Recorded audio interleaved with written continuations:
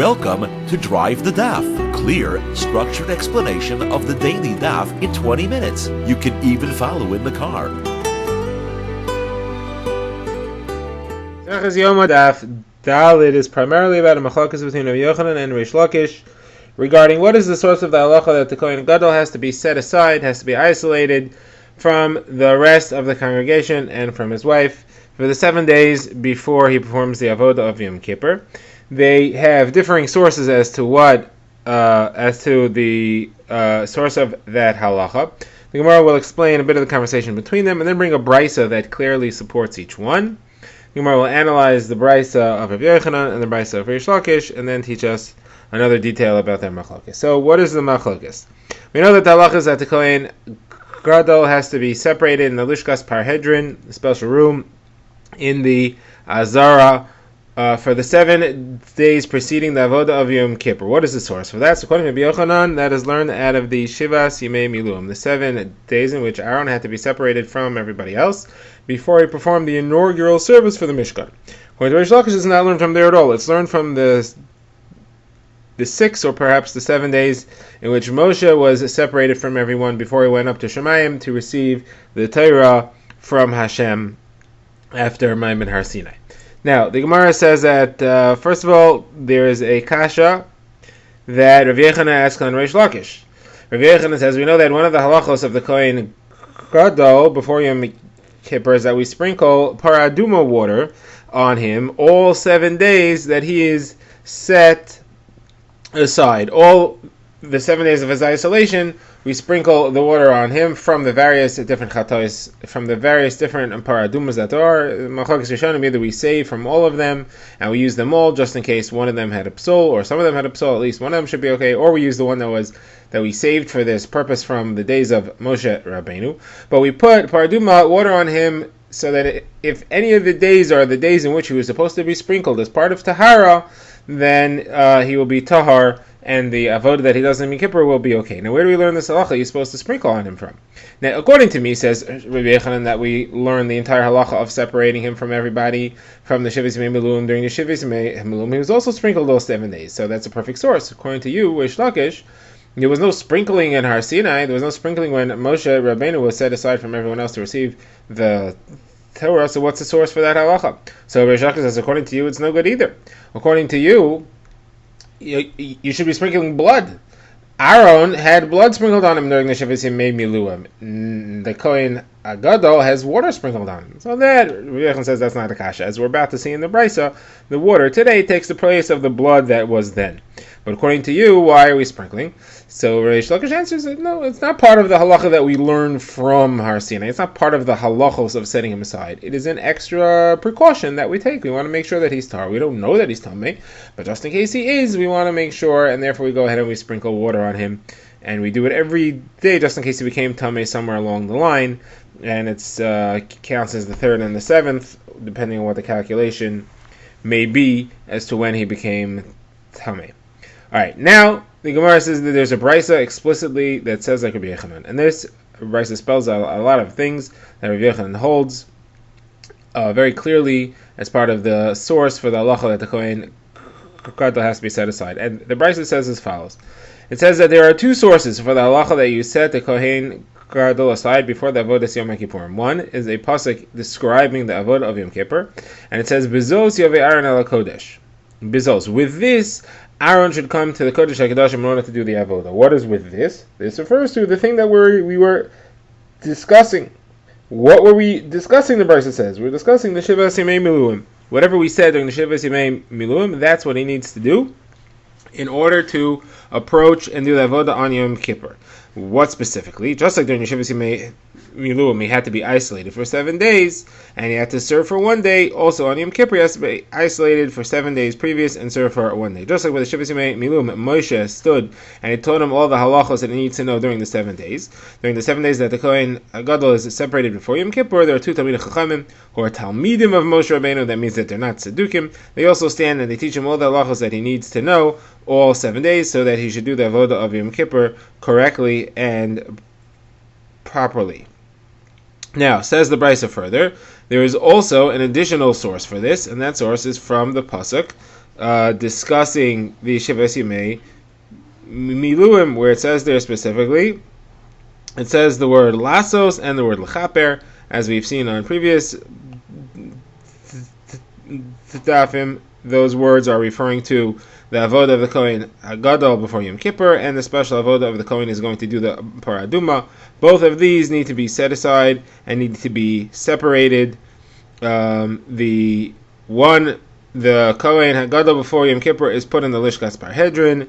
The Kohen who is going to do the paraduma is put in a room on Pnei Abira in the northeast corner, where he's set aside over there, as was all explained in the beginning of the Masechta, as we had seen further. Now, you may ask, says the Brisa, why do we sprinkle water on him and not blood? Today the water takes the place of the blood that we had before.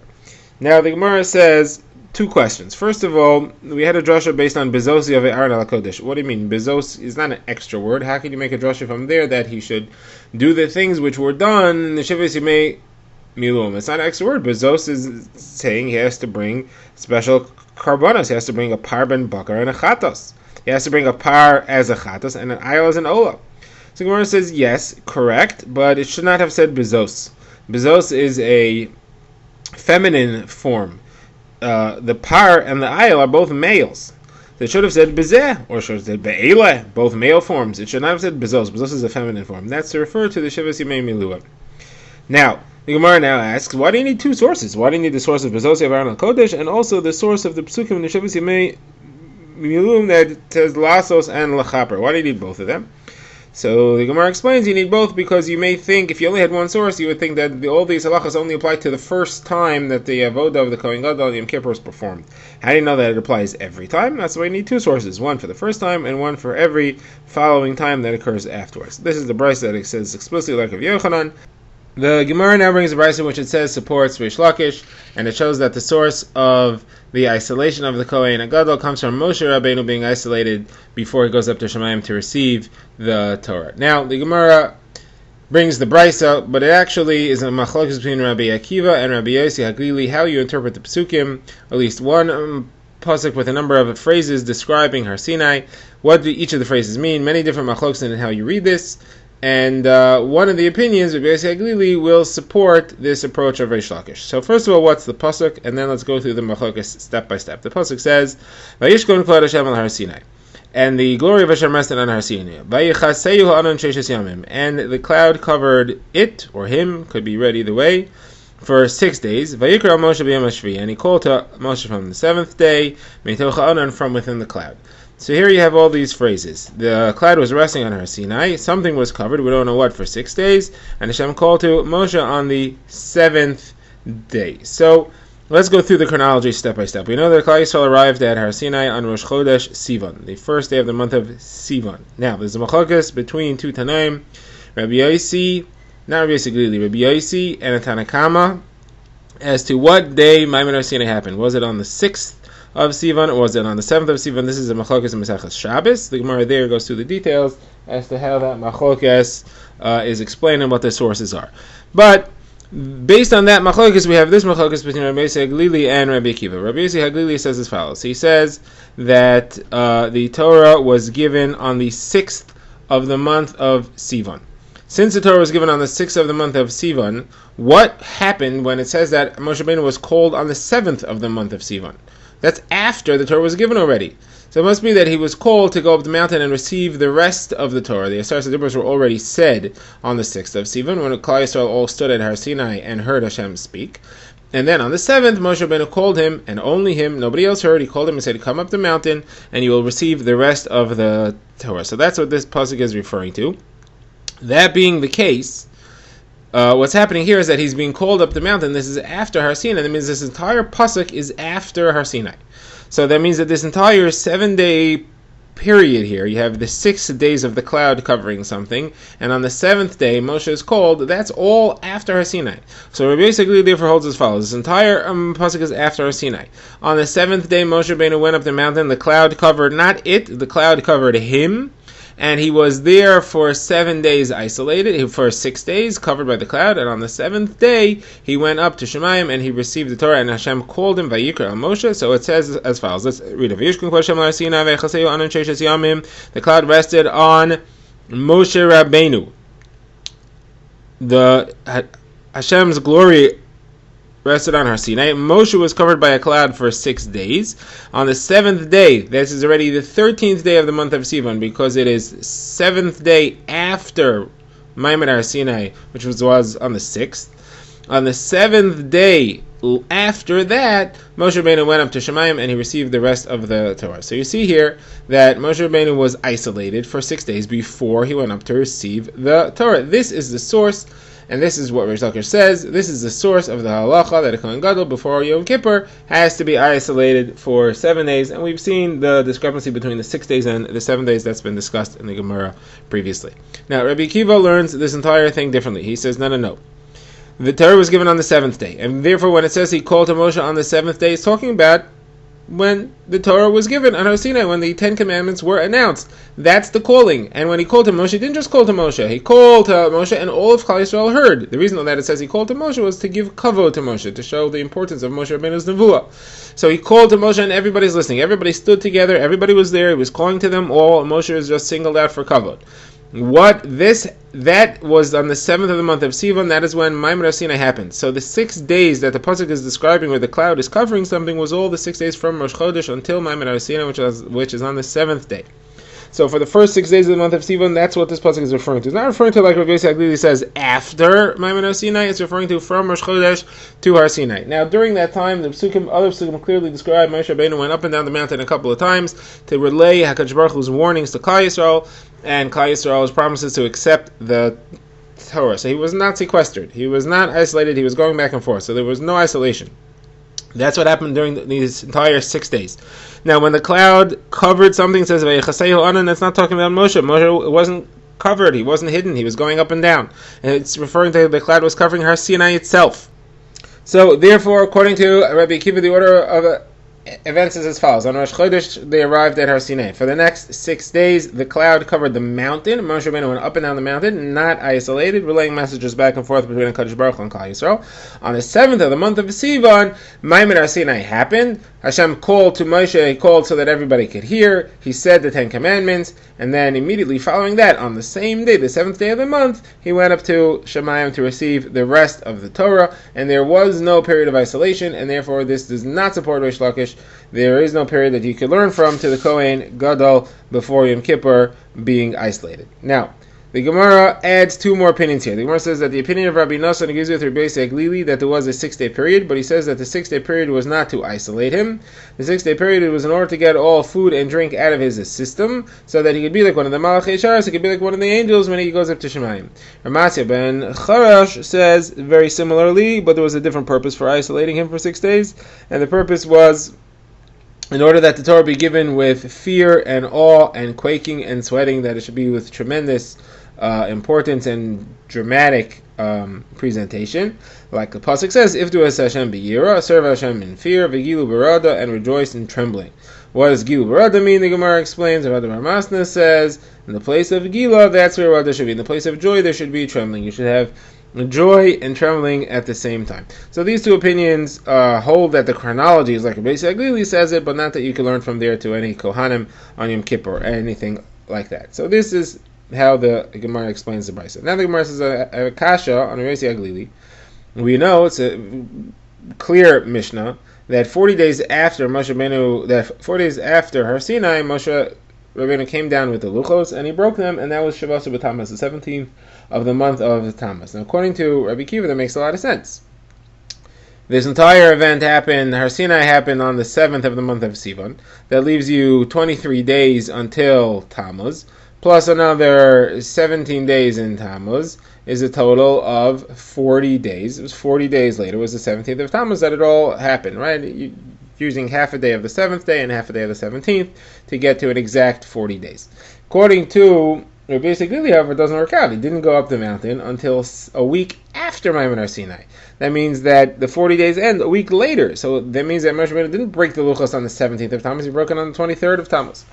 So the Gemara says, no, the 7 days, the 6 days that he was isolated, and the 1 day that on the 7th when he was cold and he went up, that's part of the 40. That the 40 starts counting right after Har Sinai. Starts counting on the 7th day of the month of Sivan. And these 7 are part of the 40, and therefore he still comes out to the same calculation of the 40 days ending on Shavas Tammuz, the 17th of Tammuz, when the luchos were broken. The Gemara now concludes the discussion by teaching us a number of things about the entire experience of Moshe Rabbeinu hearing Hashem at Har Sinai. The Gemara says, based on what we've just been discussing, it's come out that when Hashem called to Moshe, he called him, and everybody else was there, and they were all hearing as well. The only reason that it says Vayikra El Moshe was to give him kavod. So Gemara says that supports Rabbi Elazar, who said that exact pshat in the phrase Vayikra El Moshe. So Gemara says, but there's a kash on that, because in a different pasuk it says Vayishma Hakol Medaber Elov. Vayishma Hakol Medaber Elov. And on that, we said that only Moshe Rabbeinu was able to hear, was Medaber Elov. Nobody else heard. Even though the voice called, only Moshe Rabbeinu was hearing, not anyone else. And here you're telling me when it says Kol Lo, or Vayikra El Moshe Vayedaber Hashem Elov, that everybody was able to hear. So Gemara says two answers. One answer is that pasuk that you're bringing is discussing when the Oel Moed, when Hashem called from between the Kruvim on the Aron, from the Oel Moed, Moshe Rabbeinu was the only one to hear. When it's coming from the Oel Moed, that's a private, intimate setting there. Nobody else was able to hear. On Sinai, it was announced for everyone to hear. The other answer is that over there, the term that's used is Ladaber, Vayedaber, speaking. Speaking is a soft voice that only Moshe was able to hear. Here it says Vayikra. He called. Vayikra implies a loud voice that everybody was able to hear as well. Okay, now the Gemara asks, there's a contradiction in Psukim. The Gemara says that Rav Zrika either asked this to Rav Elazar or said over that Rav Elazar himself asked it.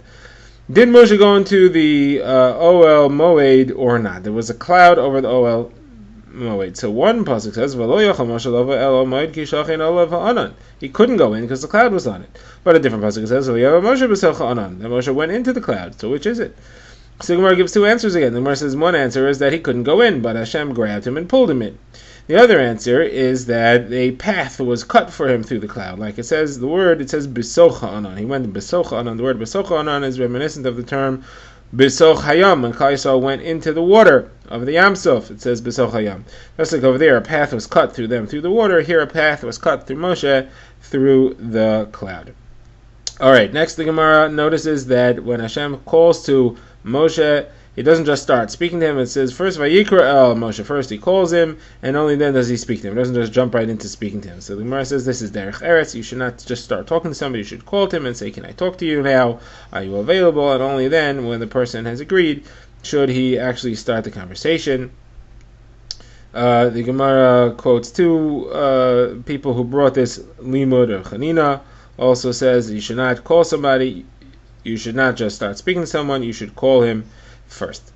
Now, the Gemara also says you could learn from these psukim that when somebody tells you something, you cannot say it over to somebody else unless he explicitly gives you permission to say it further. Where do you see that? It says, V'yedaber Hashem el Moshe leimor. Leimor is a contraction of lo emor. Don't say further. When Hashem says something to him, he's not allowed to say it further unless he says to him, go say it further. And that is generally something we should keep in mind when we're receiving information from someone. The assumption is that it has to be. Drive the Daf is a project of the Grand Woodlands Shul and is presented by Rabbi Yitzchak Landa. Find us on YouTube or subscribe to daily emails by emailing drivethedaf@gmail.com.